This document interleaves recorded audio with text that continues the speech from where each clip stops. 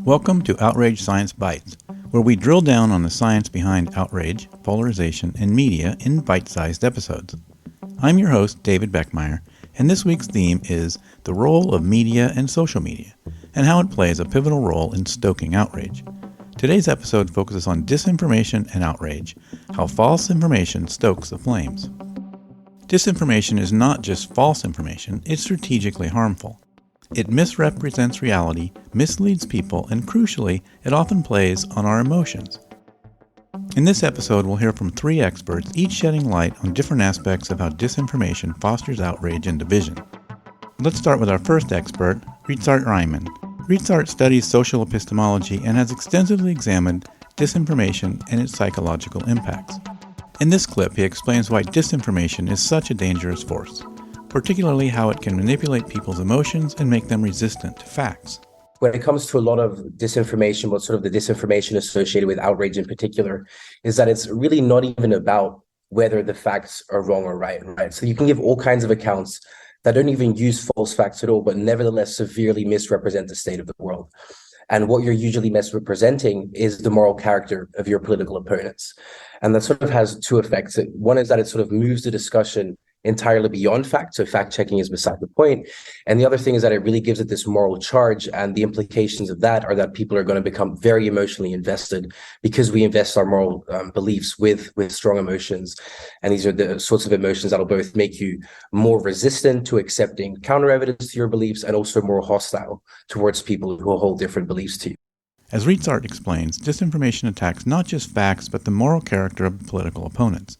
This creates an emotional investment in these false narratives, making people more hostile and closed off to different viewpoints. Next, we'll hear from David Troy, who draws a sharp line between disinformation and journalism. David is an expert on disinformation campaigns and their goals. He emphasizes the importance of distinguishing between these two forces, even when they may appear similar on the surface. This clip highlights the core intent of disinformation: to poison and harm. What I've written about a lot is the fact that, disinformation is really not so much about the information that it contains and trying to get people to believe those things. It's more about the effects that the disinformation has on a target population. And, does it create social division? Does it break relationships? Does it cause radicalization? And, that's generally what the goal of these information outlets is. And of course, the goal of real journalism isn't necessarily to do the opposite of that. It's more about informing and giving people good information and all of that. It's not about trying to create effects. It's just trying to inform.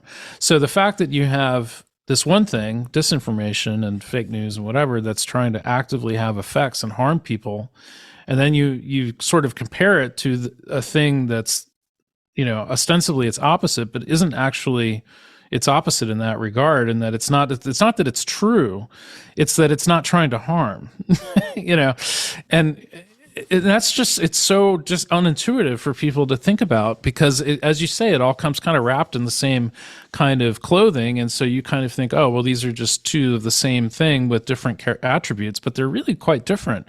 One is intended to poison you. The other is trying to inform you, and, isn't trying to create negative effects. David makes a critical point here. Disinformation isn't just about spreading falsehoods, it's designed to break down trust in relationships, sowing seeds of division. Journalism, on the other hand, seeks to inform and enlighten. That distinction is key when we consider the harmful impact of disinformation efforts on our social fabric. To bring this home, let's turn to a real-world example with Danigal G. Young. Professor Young is an award-winning scholar who studies the drivers behind political behavior. In this clip, she shares a case study of a Capitol rioter, Jenny Cudd, who believed in the false narrative of a stolen election and acted upon it. Her story highlights how disinformation fuels not just outrage, but action. So to your question about Jenny Cudd on January 6th, and I don't want to single out Ms. Cudd in she was somehow worse than others that day. Ms. Cudd was emblematic of a larger phenomenon that day. And the reason that I single out her story is because she was broadcasting on Facebook Live from a hotel lobby after she had stormed the Capitol that day. And she was sort of reflecting. I don't know if someone asked her sort of on her live feed or if she asked herself, like, am I proud of my actions? And I don't know if I can use the F word on this podcast, but she said, yes, I am effing proud of my actions. I stormed the Capitol with effing patriots today. And to me, that statement was so telling, because what she felt above everything else was that she had been part of a movement. Was that she was part of this group of people who she saw as moral and right and as working towards something good.